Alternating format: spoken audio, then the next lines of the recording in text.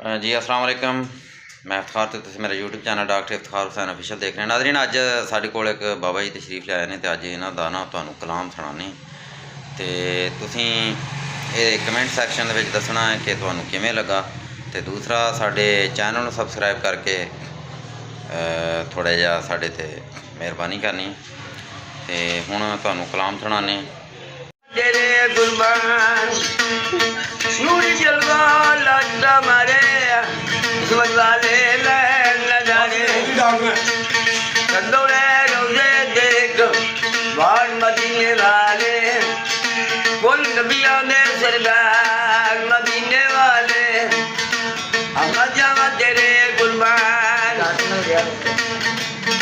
ये कचारी है हाथ मांडा के आंदी अच्छे झूठ दी ना गरीब होवे अच्छे कमन यार सिफारिशां दा वाह भावे मूसा भावे खलील होवे जेड़ा फैसला रब मनु हो जावे ओदी मुड़ के ना कोई अपील होवे वाह भाई वाह। एक मुकदमा क्यों ना बरी होवे जिदे तरफ मोहम्मद वकील होवे वाह अली रे झोली भर दे मेरी हाल मुश्किल हाल वे कर दे मेरी नहीं कमी तेरे दरबार वाह कमी तेरे दरबार मदीने वाले जी बोल नबियां दे सरदार मदीने वाले जी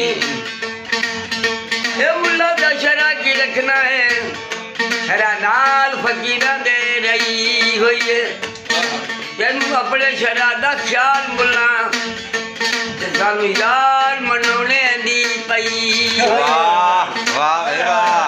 दो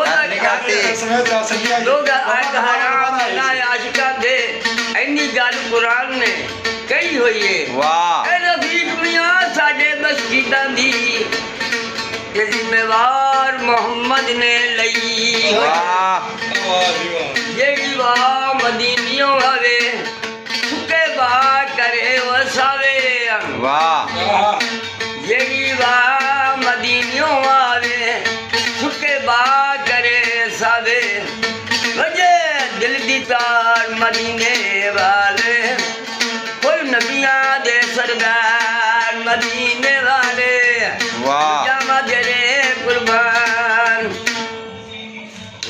बाबा जी की नाम है तुहाडा? रमजान माशाअल्लाह। एक कलाम कित्थों सीखिया तुसीं? बाजी बाबे फरीद को बाबा जी ये कलाम किन्हां दा वा? ये कलाम किन्हां दा जेड़ा तुसीं सुणा रहे सी? सरकार ने गाया नहीं उसका नेक के सुना के कोई नबियां ने सरदार गाया तलवार में रखा है बाबे बोले तलवार ही गाया माशाअल्लाह जी। नहीं जी माशाअल्लाह बहुत अच्छा कलाम गया।